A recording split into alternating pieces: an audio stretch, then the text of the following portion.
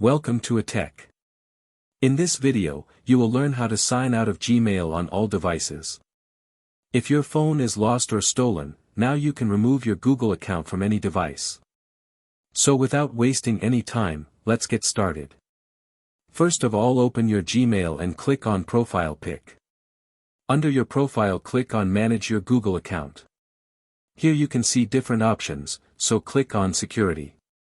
Now scroll down and here you can find your devices option. Here tap on Manage all devices. Now you can see where you are signed in. So select the device on which you want to log out. So I select Multinet. Now Google will ask for verification, so verify it's you. Here and last click on Sign Out. And your Gmail and Google account will be signed out from that particular device.